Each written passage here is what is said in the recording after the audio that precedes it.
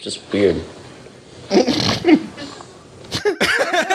Man, even a kid who gave it a 4-star review was confused. Yeah, no, he was perplexed.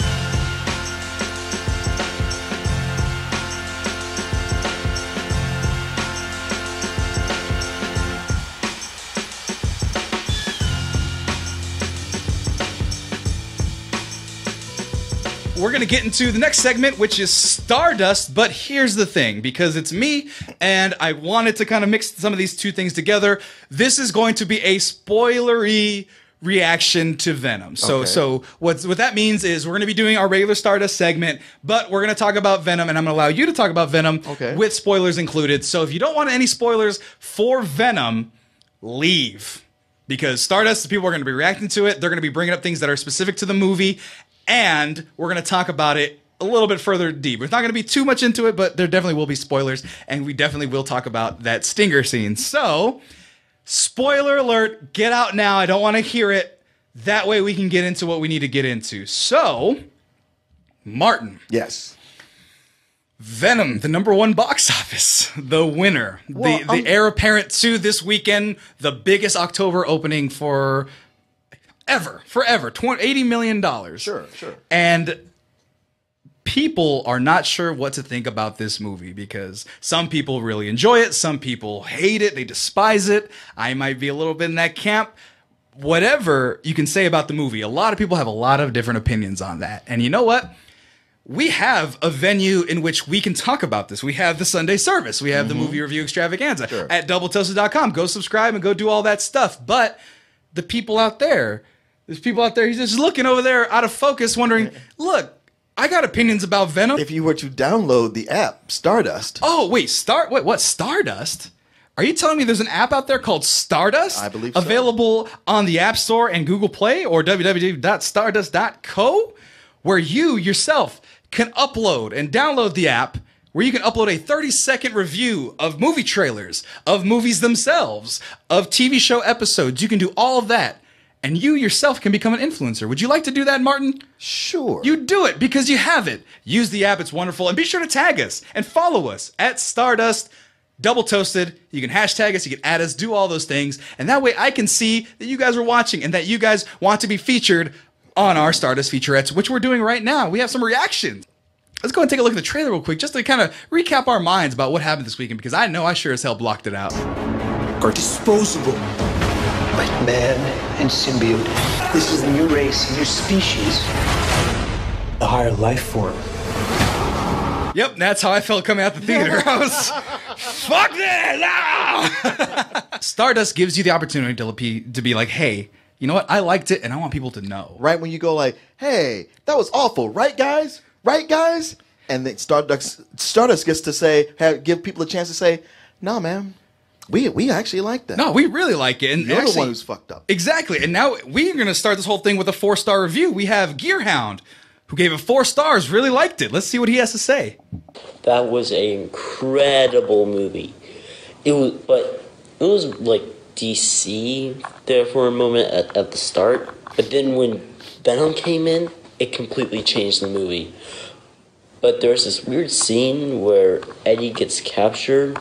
Then Venom saves him as his fiance, and then, like, he makes out with him. Just weird.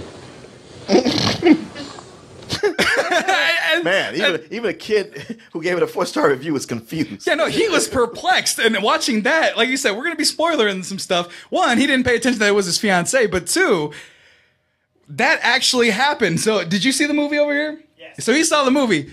I couldn't believe my eyes because I saw a spoiler from the early reactions of someone saying, yeah, Venom and Eddie make out at one point. And I was like, oh, they're just joking. That's just a joke, right? And then Venom takes over his ex-fiancée, makes himself a woman around her body, and then makes out with them to take over Eddie's body. Sure. And you looked at me, I remember vividly, you looked at me and you go, Sam, what the fuck? And I was like trying to process it in my head, and you were just like, what the fuck did I just look at? And it was like this scared look, like this earnestly scared, like it was like you were watching something you weren't supposed to, like a smut film or something. But it was just some Venom titties and like body like leaning in and deep kissing Eddie Brock. It was so weird. And even that kid who gave it 4 stars, Gearhound, was like, yo, I really liked it. It was like DC, but then Venom kicked it in. It was a shit, but then he turned into a woman and made out. Look at his face. He's still scarred by that. Poor kid. I know. He's all 12 years old and he doesn't know what's going on. I don't think you can't right to do that to a kid. You like can't that. subject teenagers to that, and you dropped the rating to do that. PG-13, so more people can see it. Fuck you, guy. But you know what? Some people are a little more in the middle about it. Let's go ahead and see what Creek Fanatic 88 had to say. Oh, Professor Back from Snape. seeing Venom. The film wasn't perfect. I didn't really care much for the evil mustache-twashing villain guy. Wait, did he say mustache-twashing? I think he meant to say mustache twirling. Mustache twirling, but mix the words together to mustache twing. Bad is everybody is saying. The comedy between Venom and Tom Hardy is great. This movie has Marvel level humor, in my opinion, and it's just a fun time. It's not perfect. There are things I would have changed, but it's pretty good. I'm sorry, but he's kind of sounding like a battered wife. He's not perfect, but I had a good time. I really liked it, but like and even like look at his face, he's a little more confused. He's like, I'm not even sure if I really mean what I'm saying, but he's saying it had Marvel levels of humor, which the attempt was to have Marvel levels of humor, I believe. Yes, but yes. It's people have associated like, oh, Marvel likes to put humor in there. It's like, no, they actually like to put they like to make you laugh. That's a different thing than actually just throwing in humor. Right, yeah, and humor that is sometimes out of place, just doesn't make any sense. Venom calls him a pussy at one point because he won't jump off a building. It's like, and there was people that were like, oh, I like Corey. I like that joke. I thought it was funny. I'm like, really? Like that's some middle school shit. Like, oh, you're not gonna jump, pussy. Yeah, it is. It is middle school, and you're like, well, yeah, it makes sense that he wouldn't jump. What are you talking about? Right? Yeah, it's like he doesn't know the power. He doesn't trust it. Why? There's no reason why he would do this. Why would he listen to this crazy voice in his head? Doesn't make any sense. So they established early on that every time one of those symbiotes bond with somebody, when they leave, that person dies. Right. Well, so I think Carlos was arguing it, which was Riot is the only one that does that because we'll bring it up now. When the symbiotes absorb, they go, okay, well, we're going to absorb the body and we're going to use their organs as fuel unless we eat something. I think that's what the rule was. Okay. So Riot, I don't know if he was eating people or what, but he was destroying everybody that he was into, which included a little blonde girl who was traversing an airport by herself, a chihuahua. No, that was Venom. Venom was a chihuahua at one point. He was an old Malaysian lady that somehow got a visa and flew to America somehow. Yeah. Trust me, it's all there. So Riot was killing all those people. Okay. But then at the same time, they discovered that Venom was killing Eddie. He was like killing his kidneys, like an alcoholic.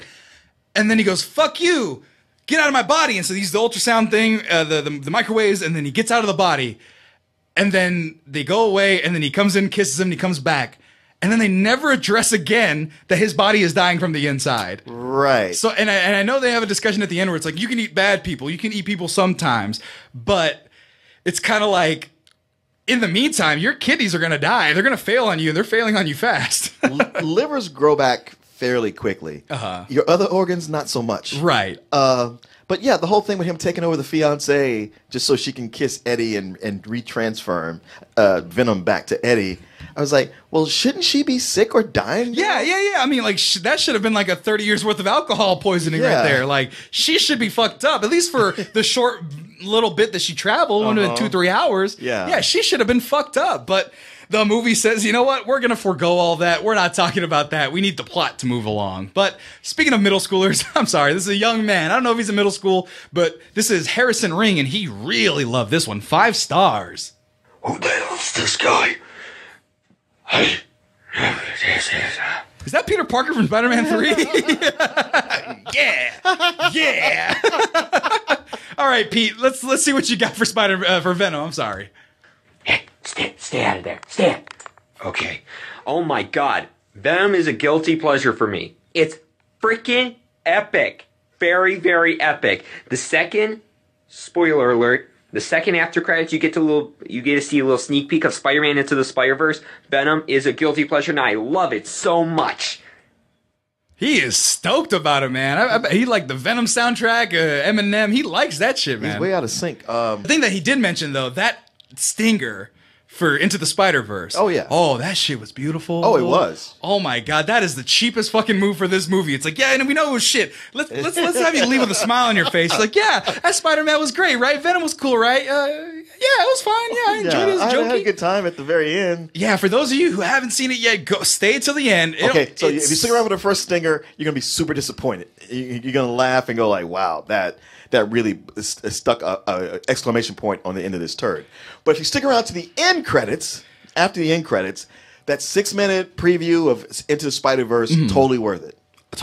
Absolutely worth it. Now, we'll get to that second stinger in a little bit, or that first stinger in a little bit, but we're going to go to I'm Just Ron, who gave it a 2-star. It's getting a little bit worse, starting to get a little more real, starting to crash down for Venom. Let's see what he thinks. Now, Venom. Sony, you do some things, and it just continues to shake all our heads. This so reminds me of early 2000 movies, but it's not terrible. The best is Tom Hardy and Venom, but the movie feels rushed. A lot of things don't make any sense. The villain's really bland and boring. You don't care about the girlfriend. And when you find out why Venom is Venom and why he wants to be with Tom Hardy, you're like, what? Yeah, no. Yeah, he's right about that. He's absolutely right about that. There was no real work done on anybody's motivation. Oh, no, not at all. Like nobody. So Venom, he's good for some reason. Inherently, he's like, hey, Eddie, you're a punk. I like you. Whatever. Let's hang out. And so they're just hanging out buddy-buddy. And then all of a sudden, he gets this like fondness from him out of nowhere. Yeah. He's like, Eddie, you're a loser. But back on my planet, I'm a loser too. It's like, you're not supposed to say that. You're like, Venom's supposed to be an evil rage monster. Like, that's the character in the comics. Now, I know you're not you're not big on the comics themselves, but inherently, someone put it in our comment section on our show. Venom is essentially just like steroids. He's like a rage monster. The more you take it, it affects your mood, makes you angry, does all that stuff. Here, Venom is a schlub in every sense of the word. Eddie Brock is a schlub. He's like a whack-ass Anderson Cooper on his show. Yeah. And then you have Venom, who literally says he's a loser on his planet. And Riot is apparently this uber jock of all the symbiotes who apparently needs Venom to conduct this. I can't do my master plan without Venom. Venom, you have to join me. It's like, I'm just a nerd. Yeah. It's like, we'll see where it ends up, but we'll go lastly. We'll go with Elective Cross 02. 1 star. The 5th one. Yeah, we're doing extra bonus features right here. Let's see what he has to say. Hey guys, been a while since I've posted. I just watched Venom and holy shit was this one bad. Like, I'm still struggling to comprehend that this was part of somebody's rational thought. The characters were unlikable and boring. The CGI was atrocious. The action was just black goop hitting thing. It was just so poorly conceived. The acting was mediocre. It was just bad. It was just all around a bad movie. Yeah, and that's the one thing. I was kind of intrigued at the first fight in the apartment where the Venom is taking over and he's hitting things. Like, yeah, that's actually really cool. It was when it was in Upgrade.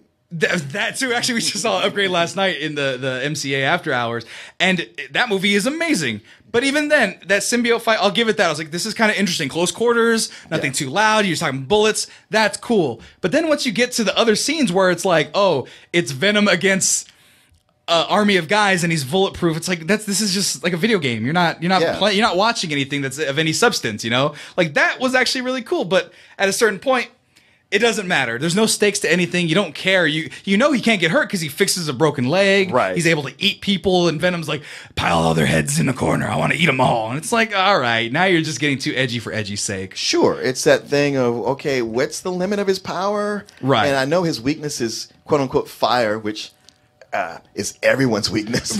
Right. Well, here's the thing. Here's the thing that bothered me about that. Our weakness is fire. Yeah. Yeah, no shit. I'm pretty sure, but you're organic, right? But that was the thing that didn't make any fucking sense to me for Venom. So Venom's whole point is to be symbiotic. He has to find somebody to combine with. Yeah. Why the fuck is he telling them what their weakness is? Because he was like, yeah, over a certain level of amps, our heads just go crazy and we leave. And so when he goes in not the ultrasound, what are they called? The MRI machine? MRI, yeah. The sound waves go off and it's like, oh yeah, that's how we beat him. Just make sound waves. And it's just like, why would you give your two weaknesses to somebody you're trying to keep a hold of? I mean, obviously he's not going to set himself on fire, but if an MRI works, why wouldn't you just keep doing that? Nothing makes sense in this movie. And I think the thing that makes the least amount of sense was that first stinger, man, that trip to, was it Alcatraz or whatever have you? Now, that's what he was saying.